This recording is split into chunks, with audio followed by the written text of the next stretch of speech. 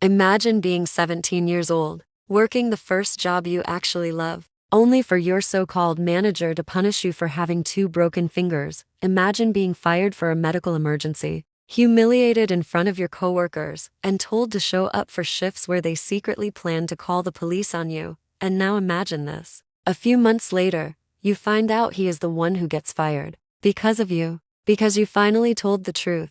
This is the story of how a teenage girl toppled the most feared, incompetent manager in her entire district without even meaning to. If you've ever been disrespected by a boss, overlooked, or punished for something that wasn't even your fault, then hit that like button, subscribe, and get ready, because today's story isn't just revenge, it's justice. And it's extremely satisfying. I worked at this after-school care program, the kind they run in the back of elementary schools. Kids laughing, crayons everywhere, high schoolers running around trying to look responsible. It was chaotic, exhausting, and honestly, one of the best jobs I ever had. Every few weeks I'd switch schools and work at a different site, nothing unusual. We were all high schoolers, and the job felt like a second home, except for one thing, actually. One person. I'm calling him my manager, but that's not exactly what he was. He was a higher up, someone who oversaw multiple sites. And he would pop in unannounced to check on things, and everyone hated him. You know the type.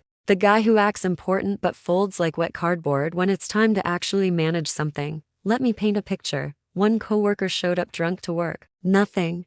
Another harassed multiple women, including me. We all reported it. Still nothing. One girl disappeared for hours every shift. Didn't care. He avoided confrontation like it was his religion. If a single leaf blew in his direction, he'd probably write it up for harassment. But fire someone? No, that took a level of courage he simply did not possess. Or so I thought. ID started on a Tuesday. A normal day. I wasn't late. I wasn't skipping. I wasn't doing anything wrong. I walked out of school, juggling my backpack and my lunchbox, and as I closed the car door, slam!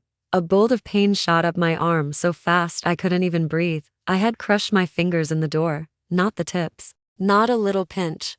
The middle of my fingers. Full force. By the time my friend got me into her car, I was sobbing uncontrollably. She had to type the message to my manager because my hands were shaking too badly. It was simple. I had an accident. She's going to the ER. She can't make her shift. Sent before the shift started. And according to my contract, no call, no show rules don't apply during medical emergencies. Well, I was sitting in the ER with two broken fingers. Pretty sure that qualifies. My phone had no service. No texts. No calls. Just me crying, staring at an X-ray that looked like someone had rearranged my bones with a hammer. The next time I went to work, I had splints on two fingers and a prescription for pain meds. I expected sympathy. Or at least basic human decency. Instead, my manager walked in holding a piece of paper like it was the Declaration of Independence. A write-up. He slid it toward me and said, "You need to sign this." I blinked. For what? And with a straight face, he said,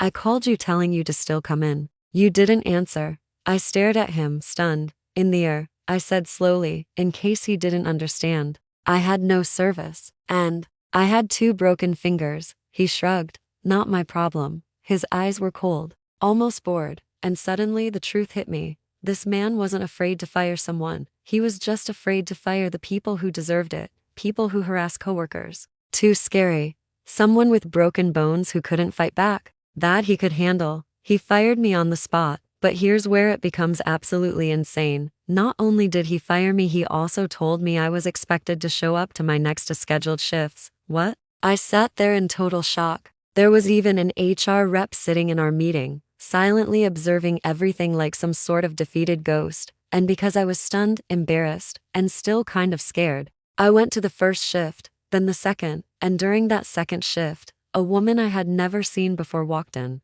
Another higher up, she introduced herself, smiling politely, and held out her hand to shake mine. But the moment I said my name, her entire face changed. She jerked her hand back like I had confessed to a crime. Then she just walked away. No explanation. No conversation. I remember standing there wondering, what did he tell her? What is happening? After my shift, my coworker, someone I'd known for years, called me in a panic. She said my manager had called every single staff member and told them, if she shows up again, call the police. She's not supposed to be there. I felt the blood drain from my face. He set me up. He told HR I was supposed to work. Told me I was supposed to work. Then told everyone else the opposite. He wanted me to walk in and get arrested. And for what? Because I broke my fingers? Because he didn't want to admit he handled anything wrong? Because it was easier to destroy a teenage girl's job than admit he made a mistake. That's when something inside me snapped.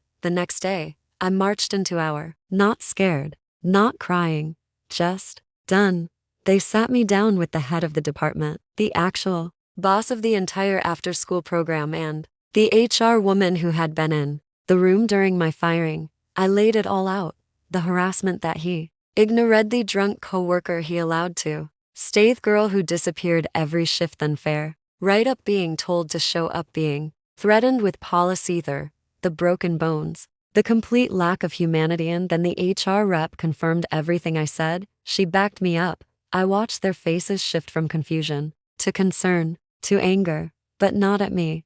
I didn't hear anything for months. Life moved on. My fingers healed. I found a better job. Honestly, I almost forgot about it until one day. I was talking to a friend from school. Her mom worked for the district, someone with access to internal updates, and casually, like she was mentioning the weather, my friend said, "Oh, by the way, you know that manager who fired you?" "Yeah, he got fired." I froze. "What? Why?" She grinned. "Because of you." My mom said they investigated him and the whole thing blew up. Multiple employees confirmed what he did. I didn't know whether to laugh or scream. This man, this coward who hid behind policy, who ignored harassment, who punished a kid for being injured, got fired because I finally told the truth. I won't lie. For a moment, I felt bad, not because he didn't deserve it, but because I knew this wasn't even half the story of the terrible things he had done. But then, a smile crept across my face, and every time I remember it now, that smile comes back, not out of cruelty, not out of vengeance, but because the universe finally balanced something, because I finally learned. Sometimes the most powerful revenge is simply telling the truth to the right people. The higher-ups confirmed the timeline. Employees verified his lies. HR exposed the contradictions. Piece by piece, his career collapsed, all because he tried to punish a teenage girl for breaking her fingers, when he couldn't bully me,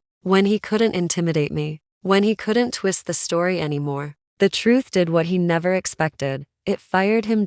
So what's the lesson? If someone mistreats you, especially someone in power, never assume you're powerless. Never assume your voice doesn't matter. And especially, never assume HR won't listen. Sometimes justice is slow, but when it arrives, it hits harder than a slamming car door. If this story gave you chills, hit that like button and tell us in the comments, what's the most satisfying work justice moment you've ever seen? And don't forget to subscribe for more true revenge stories just like this one.